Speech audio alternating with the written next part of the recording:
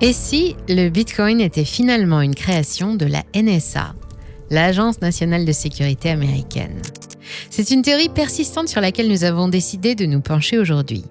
Cette idée, qui date déjà d'un petit moment, refait surface et suscite l'intérêt dans certains cercles crypto. Le mystère entourant la création de Bitcoin remonte à 2008, année où l'identité pseudonyme de Satoshi Nakamoto a fait son apparition sur la scène cryptographique. Satoshi Nakamoto, auteur du livre blanc de Bitcoin, reste l'un des mystères les plus durables dans le monde des crypto-monnaies. Ce mystère a commencé à se développer lorsque Satoshi, après avoir activement contribué à la construction de Bitcoin jusqu'en 2011, a transmis les clés du royaume à d'autres développeurs et s'est effacé dans l'ombre, laissant derrière lui un héritage technologique qui allait bouleverser le monde financier. L'identité de Satoshi Nakamoto n'a jamais été révélée et avec le temps, cette mystérieuse figure est devenue presque mythologique, donnant naissance à une multitude de théories. Et nous y voilà, certaines de ces théories suggèrent que derrière le pseudonyme se cachent des acteurs gouvernementaux, notamment la NSA, connue pour son expertise en cryptographie et ses programmes de surveillance de masse. Alors, la NSA a-t-elle vraiment créé Bitcoin ? Nous plongerons dans ce mystère en explorant les arguments, contre-arguments et l'impact de cette théorie sur la communauté crypto et au-delà. Mais juste avant, je tiens à vous parler de notre partenaire qu'on remercie chaleureusement, CyberGhost, votre bouclier en ligne. Avec CyberGhost, vous devenez invisible sur le net, tel un véritable fantôme. Non seulement il protège vos données sur les réseaux publics, mais il vous offre aussi l'accès à des contenus géorestreints de plus de 35 services de streaming, comme les catalogues Netflix et Disney+ des autres pays. Et en changeant votre localisation en ligne avec CyberGhost VPN vers la Belgique en seulement 3 clics, vous pouvez accéder aux courses moto et automobiles en français et gratuitement depuis les chaînes locales. Facile à utiliser sur Windows, macOS, Android, OS et même sur vos Smart TV et consoles, un seul abonnement sécurise simultanément 7 appareils. C'est le choix parfait pour protéger toute la famille. Et ce n'est pas tout, CyberGhost VPN est recommandé par les grands noms de la tech et bénéficie d'excellents avis d'utilisateurs. En cas de besoin, un service client en français est là pour vous 24 heures sur 24 et 7 jours sur 7. Et si vous pensez que la sécurité en ligne coûte cher, détrompez-vous. Avec notre super promo exclusive Money Radar, bénéficiez de 83% de réduction et 4 mois gratuits, ce qui fait seulement 2 € par mois. Rejoignez les 30 millions d'utilisateurs satisfaits. Et si vous n'êtes pas convaincu, il y a une garantie satisfait ou remboursée sous 45 jours. Alors cliquez sur le lien en description et naviguez en toute sécurité avec CyberGhost VPN.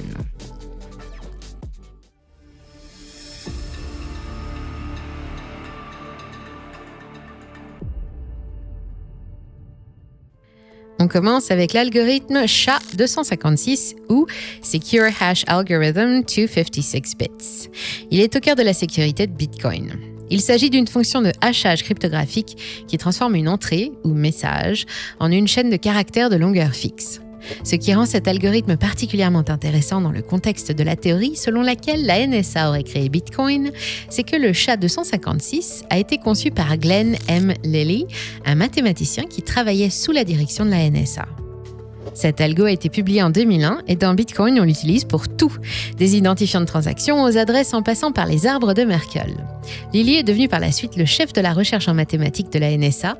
Il faisait un travail brillant. Le SHA-256 n'est pas seulement robuste, il est pratiquement impossible à craquer. C'est le choix idéal lorsque l'on cherche à faire une monnaie numérique décentralisée où la sécurité et l'anonymat sont primordiaux.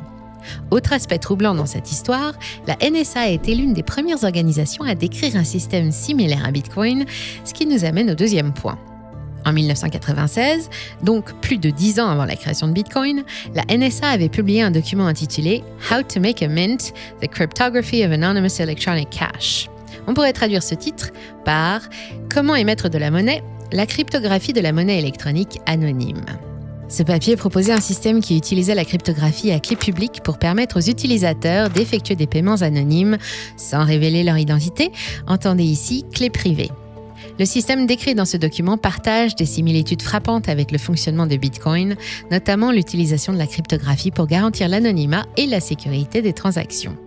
Ce document de la NSA pourrait être considéré comme un précurseur conceptuel de Bitcoin, et Satoshi s'en est forcément inspiré. Mais cela alimente les spéculations sur l'implication de l'agence dans la création de la crypto-monnaie du fait que ce document provenait de la NSA. Enfin, il y a la question intrigante de la similitude des noms entre Tatsuki Okamoto et Satoshi Nakamoto. Ce nom de Tatsuki Okamoto est l'un des universitaires spécialistes de la cryptographie cité justement dans le document. Satoshi, Tatsuki, Nakamoto, Okamoto. Avouez que c'est tout de même étonnant. Et la cerise sur le gâteau dans tout ça est étymologique. Nakamoto, traduit librement du japonais, signifie central, tandis que Satoshi signifie intelligent. Mis ensemble, paf, ça fait des chocs à pic. On obtient intelligence centrale. Et donc là, ni une ni deux, vous comprenez que les gens sensibles aux théories du complot n'ont plus besoin d'être convaincus à ce stade. Ils déduisent que le nom pourrait être un pseudonyme qui cache une agence de renseignement. Blague à part, c'est une déduction purement spéculative, mais tout de même, on tenait à vous le faire savoir. On pourrait construire une théorie similaire en se disant qu'en fait, Bitcoin est un programme secret de Samsung, Toshiba, Nakamichi et Motorola.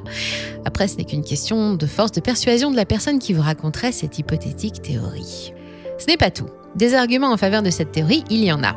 Tout d'abord, les compétences cryptographiques des agents de renseignement, notamment de la NSA, sont parmi les plus avancées au monde. Rien que ce que nous venons d'évoquer avec le papier en 1996 nous le démontre. De telles compétences dans le domaine de la cryptographie font de la NSA un candidat plausible pour avoir développé une technologie aussi avancée et sécurisée que Bitcoin. Geoff Mann, un ancien cryptologue de la NSA, a également alimenté cette théorie. Selon lui, il est possible que la NSA ait créé Bitcoin comme moyen de collecter des renseignements sur ses ennemis. Mann a rejoint la NSA en 1986 et a déclaré que l'agence avait les ressources nécessaires pour créer quelque chose comme Bitcoin. Il a toutefois exprimé des doutes, basés sur son expérience au sein de l'agence, que la NSA ait franchi ce pas, notamment en raison des implications éthiques liées à la surveillance des citoyens américains. Enfin, sur ce point, on vous invite fortement à aller voir nos différentes vidéos sur Snowden, histoire de vous mettre au parfum. En 2013, il a rendu public des informations top secrets selon lesquelles la NSA et la Central Intelligence Agency, la CIA, exécutaient plusieurs programmes de surveillance de masse sans le moindre remords. Deux autres personnes ont relancé cette théorie cette année. Il s'agit de Nick Carter et Raoul Pal. Commençons avec Raoul Pal, ancien dirigeant de Goldman Sachs et PDG de Real Vision, qui a révélé qu'il pensait depuis des années que Bitcoin pourrait être le résultat d'expérimentations menées par la NSA et le gouvernement britannique pour trouver des moyens de sortir de futures crises financières. Selon lui, la coïncidence entre la création de Bitcoin et la crise financière de 2008 n'est pas anodine. Ce qui est vrai, rappelez-vous du premier message inscrit dans la blockchain à l'intention de la Fed qui lançait la planche à billets à l'époque. Nick Carter, auteur et personnage influent de la cryptosphère, s'est quant à lui exprimé en septembre 2023 sur le sujet. Je cite son tweet. J'y crois vraiment. Je l'appelle l'hypothèse de la fuite du laboratoire Bitcoin. Je pense qu'il s'agissait d'un projet de recherche et développement interne abandonné qu'un chercheur a jugé trop bon pour le laisser en jachère et qu'il a choisi de publier secrètement. Théorie très intéressante, nous y reviendrons. Un autre argument qui va dans le sens de cette théorie a un rapport avec les attaques du World Trade Center du 11 septembre 2001. Ceux qui étaient nés et en âge de comprendre se souviennent tous de cette journée. Depuis cet événement dramatique, la mise en place du Patriot Act qui a suivi a permis d'étendre largement les pouvoirs et capacités de surveillance de la NSA, y compris la collecte de données de communication Internet domestique. Geoff Mann, bien qu'il ait quitté l'agence en 1996, mettait en avant le fait que les attaques de 2001 et le Patriot Act pourraient justement avoir modifié la portée et les opérations de l'agence, à tel point que la NSA serait capable de créer une technologie comme Bitcoin dans un but de collecter des renseignements par un biais nouveau. Il faut maintenant équilibrer l'autre côté de la balance afin de pouvoir se faire une opinion la plus éclairée possible. Il y a aussi de nombreux contre-arguments à cette théorie. Petit rappel d'ailleurs, une théorie par définition est un système formé d'hypothèses, de connaissances vérifiées et de règles logiques. Est-ce que le Watergate vous dit quelque chose ? Petit bond dans le passé. Le scandale du Watergate est une affaire d'espionnage politique qui a abouti en 1974 à la démission de Richard Nixon, qui était alors président des États-Unis. Cet événement a son importance car il a créé une atmosphère post-Watergate aux États-Unis qui a eu un impact significatif sur les agences de renseignement et donc sur la NSA. Cette polémique a conduit à un examen minutieux sur les activités des agences, puis a même permis des restrictions sur la surveillance des citoyens américains. En théorie, les agences n'ont pas le droit de cibler ces derniers et doivent concentrer leurs efforts sur la surveillance des étrangers. C'est ce que met en avant Geoff Mann, dont nous venons de parler. Il joue sur les deux tableaux. Pour lui, cette théorie est possible, mais il insiste aussi que l'agence prend très au sérieux sa mission de ne cibler que des étrangers et non des citoyens américains. Créer une technologie comme Bitcoin, qui est largement utilisée par les Américains pour les espionner, pourrait être considérée comme une violation de cette charte qui ruinerait à tout jamais la confiance des citoyens dans les hautes instances de leur pays. Et franchement, la NSA a-t-elle vraiment besoin de ça pour faire de l'espionnage sur son sol ? Encore une fois, on vous renvoie vers notre contenu sur Edward Snowden.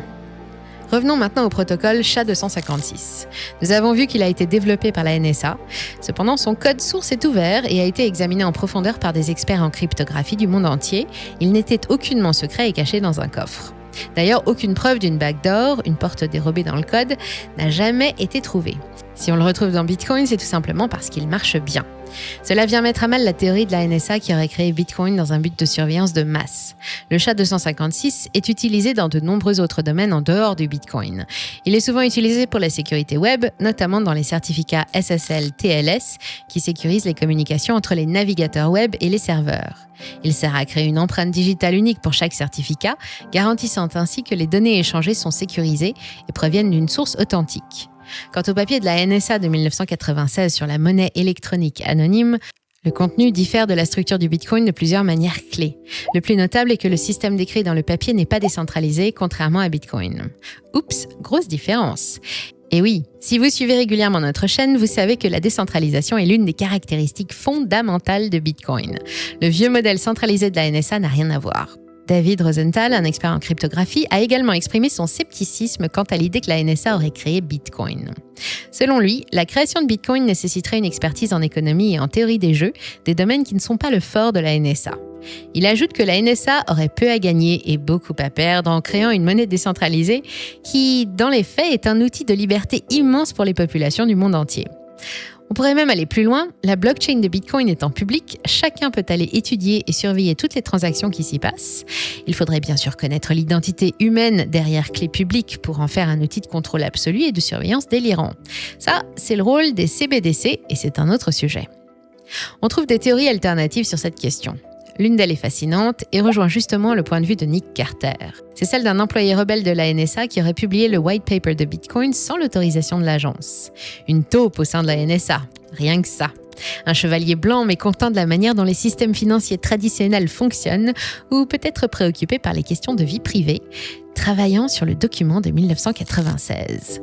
Après avoir eu une révélation quasi divine, il s'est dit que cet outil retravaillé serait un cadeau d'une immense valeur à faire pour l'humanité. Il sera donc à l'initiative du Bitcoin et aurait ensuite été publié le white paper sous le pseudonyme de Satoshi Nakamoto pour protéger son identité.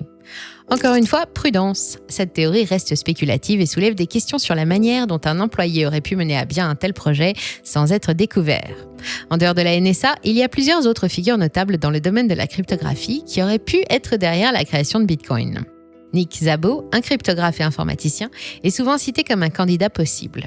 Szabo a créé BitGold, un précurseur de Bitcoin, et a été très actif dans la communauté cryptographique avant la publication du white paper de Bitcoin. Son travail sur les contrats intelligents et la cryptographie à clé publique montre qu'il avait les compétences nécessaires pour créer Bitcoin. Un autre nom qui revient souvent est celui de Hal Finney, de son vrai nom Harold Thomas Finney, un développeur et cryptographe qui a été l'un des premiers à travailler sur le projet Bitcoin. Finney était en communication avec Satoshi Nakamoto et a même reçu la première transaction Bitcoin. Mais Jameson Lopp avait montré que Finney participait à une course à pied pendant que Satoshi était actif. Sans don de bilocation, il ne peut pas être le fameux Satoshi. Adam Back, le créateur de Hashcash, un système de preuve de travail, est également considéré comme un candidat possible. Hashcash a influencé le mécanisme de consensus de Bitcoin et Back a été particulièrement actif dans la communauté cryptographique à l'époque où Bitcoin a été créé. Enfin, il y a la possibilité que Bitcoin ait été créé par un groupe de personnes plutôt que par un individu. Cette théorie est soutenue par la complexité du code et la diversité des domaines de compétences nécessaires pour créer un tel chef-d'œuvre. Chacune de ces figures a les compétences et l'expertise nécessaires pour créer Bitcoin et toutes ont montré un intérêt pour les monnaies numériques, la cryptographie ou les deux. Bien que l'identité de Satoshi Nakamoto reste un mystère, ces théories alternatives offrent des pistes intéressantes qui éloignent le projecteur de la NSA. Connaître l'identité de Satoshi Nakamoto titille un peu tout le monde. La preuve en est, des théories refont régulièrement surface. Cela pourrait avoir un impact sur la confiance dans Bitcoin. Si par exemple il était prouvé que Nakamoto est une entité gouvernementale, bonjour la décentralisation du Bitcoin. Mais elle est pourtant bien là dans les faits. Les implications légales, notamment en ce qui concerne la propriété intellectuelle et les réglementations financières, joueraient un rôle important en cas de révélation future de ce qui se cache derrière ce pseudonyme. La possibilité de résolution future de ce mystère est toujours ouverte, peu probable mais ouverte. Avec le temps, la déclassification des documents gouvernementaux pourrait révéler des indices sur l'identité de Nakamoto. Une révélation posthume, peut-être via un testament ou des documents laissés à des proches, est également une possibilité, même si cela commence à tarder. Gardez en tête qu'il est tout aussi probable que l'identité de Nakamoto reste au final un mystère. N'est-ce pas l'essence même de Bitcoin ? Alors, qu'en pensez-vous ? Qui pourrait être derrière la création de cette monnaie révolutionnaire ? Avez-vous des théories ou des opinions que vous aimeriez partager ? N'hésitez pas à laisser vos commentaires ci-dessous. Votre point de vue enrichit le débat et pourrait même apporter des perspectives nouvelles que nous n'avons pas encore envisagées. Pour aller plus loin, et si vous ne l'avez pas encore vu, le documentaire Le mystère Satoshi, enquête sur l'inventeur du Bitcoin est une pépite. On vous met le lien dans la description. Et n'oubliez pas de jeter un œil à notre partenaire CyberGhost en cliquant sur le lien et de bénéficier de 4 mois offerts et 83% de réduction. Protégez votre vie privée, débloquez des contenus exclusifs et faites des économies avec CyberGhost. Essayez-le sans risque grâce à la garantie satisfait ou remboursé de 45 jours. N'oubliez pas de vous abonner pour ne manquer aucune de nos prochaines vidéos et nous, on vous dit à très bientôt sur Money Radar.